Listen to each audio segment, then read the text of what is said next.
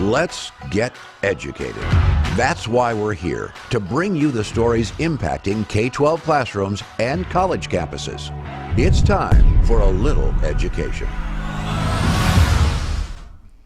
Hello and welcome, everyone. It's your old friend, me, Katie Petrick, joined by Mr. David Fiorazzo. Thumbs up, 2 thumbs up. 2, 1, 9. Now, before we get started, I do want to show some love to our brand new sponsor that we just got called Switch to America. And we've been talking endlessly about how the world has gone crazy. It's mad, I say. We have supply chain issues. We have record-setting inflation. We have sky-high gas prices. I don't know where you are, but where it is, too high. Now, we all know how the big box stores were allowed to stay open all the way during the pandemic. And then the little guys, you, me, the small business owners, regular Joes, except Joe Biden, were forced to close. Now, the question is, what are we going to do about it, David?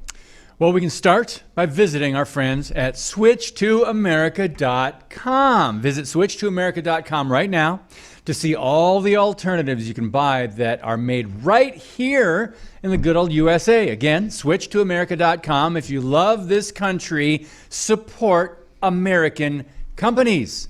And speaking of an American company, or a company all across the United States, it's fall here in America. That means we're going to go out to our apple orchards, wherever they may be, and hopefully you go pick an apple a day to keep the doctor away. Well, David and I decided we're going to taste test some apples from a local orchard where I work and get a little education from the apple so we can learn more about them, so that you know which apple is the best one to eat just on its own. Which one should we bake with? Which one should we make applesauce with? And which one should we just throw at David? We learned that on this episode of The Lunch Line. Apples. They say one a day keeps the doctor away, but which one is the best? We're about to find out which has the sweetness, which has the tang, which has the crisp, and which has the juice. And then we're going to let you know which should be used for applesauce, for apple pie, for apple crisp. It looks like it could be like a apple potato. There you go. There you go. It's unlike any other apple you see on this table. And it most closely resembles a pumpkin than any apple that we've sampled so far. But it's still not a pumpkin. A lot of important decisions to be made with apples. Just under those important decisions with pumpkins and pumpkin spice. But anyway, friends, it's that special time of week when we all grab our pumpkin spice products and gather to hear the latest dirt coming out of the education establishment from our very own Alex Newman. Hey, Alex. Thanks, guys. Really great to be here. And another one of those crazy stories. I want to start with a story that we probably all heard as children about the little boy and the emperor who had no clothes. Right? For those who haven't heard the story, you get this goofy emperor and some shysters, some con men offer to sell him this incredible, beautiful set of clothing that only stupid people can't see it. Right? All smart people can see these clothes. So the emperor, not realizing he's being played for a fool, said, "Oh wow, what beautiful clothes." He doesn't want anybody to think he's stupid. So he buys this beautiful alleged robe from these con men, and he parades out in front of his people naked, thinking that he's wearing this beautiful clothes and only stupid people can't see it. And a little boy points out, hey, the emperor is naked. And that's all I can think about while I'm reading this. These elite so-called private schools in New York City, overpriced indoctrination centers, are now subjecting parents to the mandatory racist harangues and brainwashing of anti-racism and diversity and blah, blah, blah. And they are refusing to allow children of parents who won't go to these nonsense sessions into their schools. And quite a few parents are upset about it. So the New York Post actually broke this story, and they found at least 5 examples of these super elite private schools in New York City that were conscripting parents into these stupid mandatory racial brainwashing sessions. There was a few of the schools that said they were technically optional, but parents who were there actually said that they were taking attendance, and any parents who didn't show up, their kids were kicked off the admissions list. And so, according to the Post, these schools cost about $60,000 per victim, per student per year. And one of the things that I couldn't make sense of, it wasn't indicated in the articles that I saw about this, is why would any parent waste a single penny paying to have their children brainwashed with the same garbage that their taxes are already paying for in the government's brainwash camps? That I couldn't make sense of. But one of the schools they had is Brearley School. This is an expensive indoctrination center for girls, and it's in Manhattan. And they've got this application where it says parents are expected to attend 2 diversity, equity, and inclusion and anti-racism workshops per year. Diversity, equity, and inclusion. A lot of people call it DIE, right? Diversity, inclusion, and equity, because it is so deadly. It's just so preposterous. But it's the new euphemism they have for this racist trash they teach to children, where basically if you come from European ancestors, then you are inherently racist. You are inherently an oppressor. And if you come from a BIPOC background, of Black, Indigenous, people of color, then you are inherently a victim. You are inherently oppressed. And so the parents at these places have to sign this crazy statement. You see it on your screen right now. It's we expect teachers, staff members, students, and parents to participate in anti-racist training and to pursue meaningful change through deliberate and measurable actions. These actions include identifying and eliminating policies, practices, and beliefs that uphold racial inequality in our community, which it would include being a Republican, being a conservative, liking the Constitution, believing that America is a great nation instead of an institutionally oppressive, structurally racist hellhole. There's one of the anti-racist kooks that they brought in for all of this as promoting this Ibram X. Kendi stuff. This guy is such a lunatic. He actually proposed very seriously that America needs a constitutional amendment for a Department of Anti-Racism, and this body would not be politically appointed. It wouldn't be elected. It would be formally trained experts on racism. Like, wow, how convenient, Ibram X. Kendi, right? And this would be responsible, he says, for pre-clearing all local, state, and federal public policies. In other words, a racial dictatorship beyond the accountability of voters or elected representatives. What could possibly go wrong, right? Racial dictatorship. What could possibly go wrong? So this is where they're going, folks. There's another one of these schools. It's called the Horace Mann School. Who in the world would name their school after a lunatic like Horace Mann? I don't know. But they require these family learning sessions where they praise the work of this racist lunatic, Robin DiAngelo. That's the author of White Fragility and among other absurd and racist things. She claims that all descendants of Europeans are racist, and you cannot not be racist if your ancestors came from Europe. And so they had a trainer there, some wackadoodle named Taylor, and he says, how can we take DiAngelo's message that you are racist, white people, and make it applicable to all communities in the Horace Mann community? He was mumbling through a face diaper that said Black Lives Matter and I can't breathe, bloobity blue. He says, I don't want to be in white spaces. Okay, well, who knows what a white space is? Thought we ended those, in the 60s when all segregation was finally ended. But anyways, this is insane, folks. I can't imagine how any person would even be accept money to subject their children to this kind of insane brainwashing, much less pay money to have their children destroyed with this sort of nonsense. But it I think proves that the old biblical cliche, a fool and his money are soon parted, absolutely true. If you have a smartphone, tablet, Roku, or Apple TV, consider downloading the Freedom Project Media app. It's 100% free and includes all of our weekly shows, plus lecture series, archive programs, and award-winning animated videos for families like the Presidential Minute, Battles of America, and Heroes of the West. Don't rely on the social media giants to keep you informed. Simply download the Freedom Project Media app from your app store and allow notifications. And we'll let you know when a new video is ready.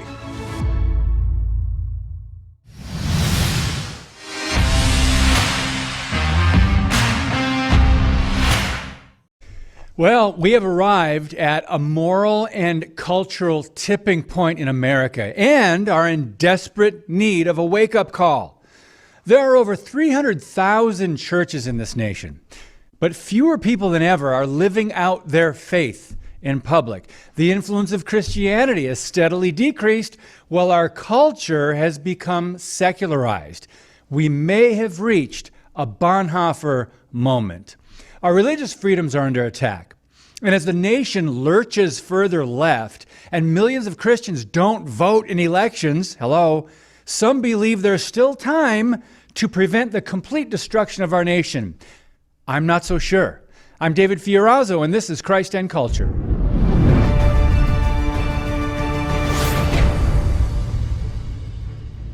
Our decline began about a century ago, but in the last 50 to 75 years, millions of religious citizens have lived their busy lives and watched this country spiral downward in every way.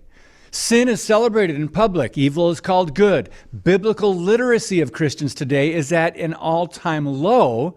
Attacks on the truth, free speech, and the Constitution, however, are at an all-time high. Like many of us, author of the new book, Letter to the American Church, Eric Metaxas has been trying to send an urgent wake-up call to pastors and believers across the country. He believes that as Christians go, so goes America. Metaxas states, quote, "It is the silence of the American church on a host of issues today that many people say, oh, that's not a gospel-related issue. I don't want to be divisive. I don't want to be political." It is that silence which directly parallels the silence of German Christians in the early 30s, and it led to the satanic evil of the Nazi takeover of that culture where they crushed the church, end quote. Roughly a third of German pastors and churches compromised and were silent in the face of evil.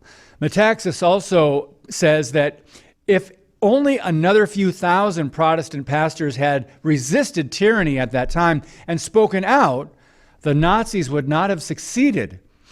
Drawing a parallel to America, what doomed the German church and nation is happening here, and we don't even seem to see or understand it. Cultural Marxism has infiltrated the major institutions, advancing wicked, leftist ideologies like abortion on demand, discrimination against Christians, socialism, transgenderism in public schools. Sadly, even some churches are playing along. Our own government is now openly hostile toward those who used to be protected by the First Amendment of the Constitution. Many of us have been censored, and Eric Metaxas explains how his national radio show was wiped off YouTube because he dared address controversial topics. He also said this, quote, "Suddenly people said, oh, you're not allowed to talk about that. And I said, this is America. People have died so that we can talk about anything freely. But a chill has fallen over this country, and the church has been silent. And there are voices in the church now advocating silence, saying, just don't be political," end quote. Now, I often remind people that someone's morality will be legislated by those who are elected and sent to represent we, the people. Wouldn't you prefer biblical morality rather than the godlessness and wickedness and demonic policies that we're seeing unleashed and implemented these days? The church's silence is especially hurting young people in many measurable ways, including confusion, depression, sexual brokenness, and suicide attempts. So, are we finally willing to really trust Jesus and pray, speak out, stand for righteous causes, and vote? The Blaze TV staff said there is a sinister left-wing agenda being carried out across the country. The FBI, for example, is making examples of peaceful pro-life demonstrators such as Paul Vaughn. He is yet another man of faith arrested by force and intimidated, who faces up to 11 years in prison. The same tactics were used against Mark Houck. Just weeks ago, I reported on Biden's Justice Department neglecting its duty and choosing not to arrest one single arsonist, vandal, or pro-abortion terrorist in the more than 100 cases since May, where pro-life pregnancy centers and churches were attacked, vandalized, or firebombed. The Blaze stated, "Church and state has been warped into state versus the church," and claimed as of last week there have been no indictments for the over 170 attacks on Catholic targets since May of 2020. That's a lot and says a lot. Now, we can't expect true justice from our current government, of course, but we can speak out and call out injustice. There are consequences when Christians take the path of least resistance and when Americans ignore evil. People need to dust off their Bibles, get engaged. America needs to dust off the Constitution and speak up. Are you in or out? At this point, the choice is still ours. God bless you, and keep speaking the truth about things that matter. Today's show is sponsored by our friends at MyPillow. Save up to 66% on pristine quality bedding, towels, slippers, signature pillows, and much more when you use the code EDUCATED. That's EDUCATED. Educated. Support this show and a great American company.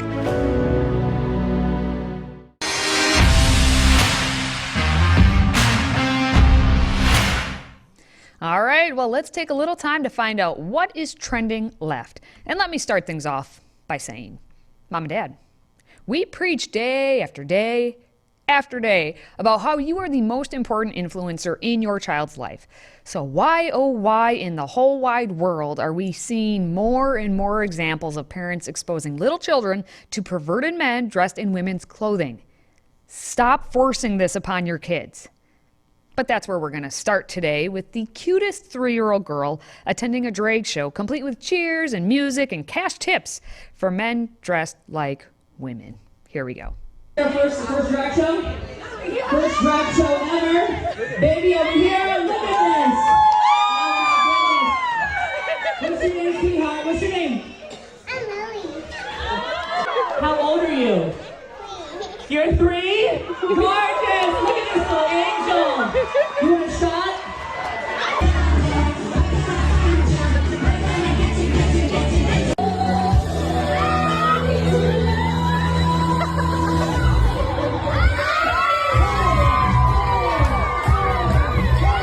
That was a 3-year-old. She's cute.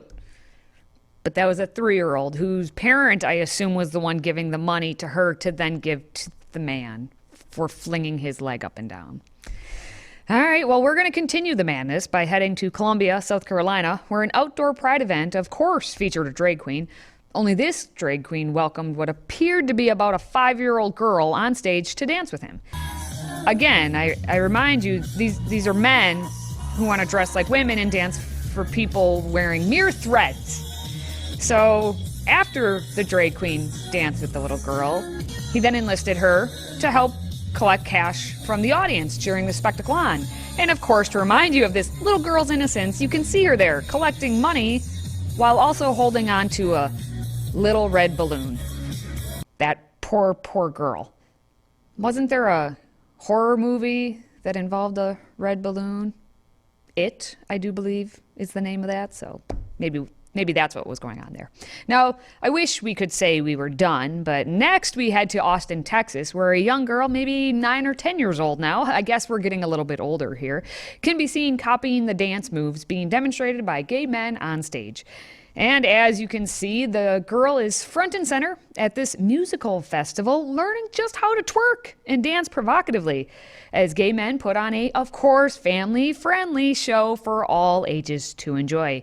And let's not forget that her proud parents are likely, and I guess hopefully in this instance, the ones who are filming this little dance show for her, because our kids pick up on exactly what is modeled in front of them. And you take these kids to the twerking, they're going to learn to twerk. Maybe they'll have a future in music videos. But let's trade one mind manipulation for another one, as an Ohio teacher who's all about promoting the rainbow agenda has been deemed the Pride Flag Lady for encouraging students to make every day Pride Day in school. Last week, I brought pride flags to school to pass out to students, and we got the whole gang here. And I know they're from Amazon, but we're balling on a budget. But now, every day it looks like a pride parade in our hallways, and it's just the best.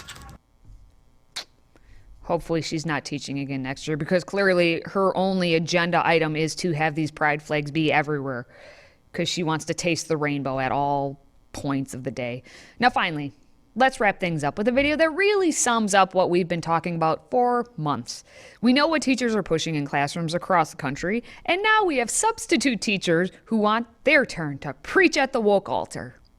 So I'm a substitute teacher, and I'm also non-binary. So every single time that I sub a new class, I always tell them, it's like, hey, I don't really like the titles Mrs. or the Mister, so y'all can just refer to me as sub or sub G, because G is the first letter of my last name. And I've been trying to gain some more confidence for the pronoun thing, but I think this is as far as I'll probably go. I'll probably make it prettier. I don't know if there's like any better stickers because it's just my handwriting. And then I also have it in the back. I don't think I'm gonna take this one off. Wow, sub or sub G. She's subpar. But thankfully, that's going to wrap up this segment. More craziness next time. We want to hear from you. If you have a question or comment for Katie, David, or any of our other show hosts, simply visit stayeducated.org. That's stayeducated.org and submit your question or comment. Our team loves to hear from you and might just give you a shout out on air. Again, visit stayeducated.org and connect with us. All right, well, we're going to wrap this week up with a story that should not be covered at all. But like a flaming car wreck, once you see it, you just can't turn away. So we're going to go down to Brazil, where we have a 37-year-old named Marivone Roca Moraes, who's claimed to have married a, I'm going to put it in air quotes, man of her dreams, but he's not real, David. He's not real. So apparently one day she complained to her mom about being single and stressed about not having a dance partner. In an attempt to cheer her daughter up, her mom made her a rag doll named Marcelo, and it was love at first sight. There's more if that's not weird enough for you. Moraes also claims that after being romantic for several months, she was excited to announce that she and Marcelo are expecting a child. What? Yeah, so she wanted Marcelo to make an honest woman out of her before the air quotes baby arrived. They got married at a ceremony attended by 250 guests. I really wonder what is going on with that. And for those of you listening to the podcast, I just want to reiterate that Marcelo is a life-size puppet, and she is dancing with the life-size puppet, who appears to be, yes, at the that reception. I can't even describe the words because she is dancing up and down on that. Now, this last part, it tops her wedding cake. It follows, after the wedding, that Moraes claims she spent a solid 35 minutes in labor delivering their son, which apparently was streamed live online for 200 people to enjoy. Moraes says that married life with Marcelo is wonderful. He doesn't fight with me. He doesn't argue, and he just understands me. And it's a rag doll. I was in labor for about 35 minutes as well, but a true actual baby came from it. Oh, God. He's even grown up. He Lord, doesn't still have the help same us. length rag doll hair like you got going on with, yeah. Did she have to breastfeed the baby too, I wonder? Did that happen? I'm sure she streamed that one as well. Oh, probably. Why not? Now, thankfully, after having seen that, it's going to wrap up this week on Educated. We want to know from you your On thoughts that on note. just that last segment, all the things we talked about this week, and of course, hey, how about the Lunchline episode where you learn all about the apples? Stay tuned for that. Keep your eyes peeled. But let us know. Give us your comments at stayeducated.org. All right. For Katie and myself, thanks for watching. And until next week, stay educated.